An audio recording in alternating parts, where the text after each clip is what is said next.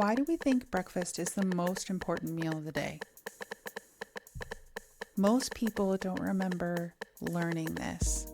They just know it. Breakfast is the most important meal of the day. You shouldn't skip it. You need it to function. Your metabolism depends on it. The idea is so familiar that questioning it feels irresponsible, like saying you don't believe in sleep. But here's the thing, this belief didn't come from biology. It didn't come from ancient wisdom, and it definitely didn't come from your body demanding cereal at 7 a.m. It came from marketing, religion, and industrial food production. So let's talk about how breakfast earned that title.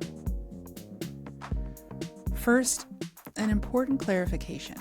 Eating breakfast is not bad. Many people feel better when they eat in the morning, some people don't. The issue isn't whether breakfast is good. The issue is the claim that breakfast is the most important meal for everyone all the time. That is a much stronger statement, and it turns out a very modern one. Because humans didn't always eat breakfast like this. For most of human history, meals were shaped by daylight, labor, and food availability. People ate when food was available, not by the clock. In many cultures, the first meal of the day was typically leftovers, sometimes soup, bread, rice, and whatever was practical at the time. Not a special category of food, just food. There was no universal idea that your body required a dedicated morning meal to survive the day. That idea came later on. So what caused the shift was religion, and it quietly shaped breakfast culture. In the early 1800s, particularly in the United States, there was a strong moral movement around food. Certain religious groups believed that rich foods encouraged immoral behavior, heavy dinners led to excess, bland foods promoted discipline and virtue. They encouraged lighter meals and more structured eating.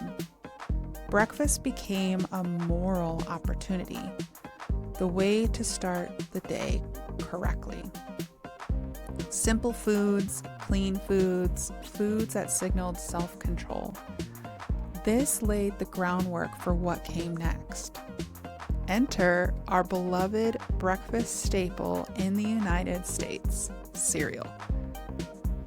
In the late 1800s and early 1900s, packaged breakfast cereal was invented, not as a convenience food, as a moral one. Cereal was marketed as clean, disciplined, modern, and, believe it or not, healthy. It was positioned as a replacement for heavy traditional breakfasts, and it was shelf-stable, cheap to produce, and easy to distribute. A perfect product for a rapidly growing society. So how did we accomplish this? Clever marketing, actually. Once cereal companies existed, they had a problem. They needed people to eat cereal daily, eat it early, and of course feed it to their children. So breakfast needed to matter a lot. That's when the phrase, breakfast is the most important meal of the day, started showing up everywhere. Advertisements, school programs, and nutritional messaging. It wasn't a scientific conclusion, it was a slogan. The message stuck because it was useful. Breakfast solved several problems at once.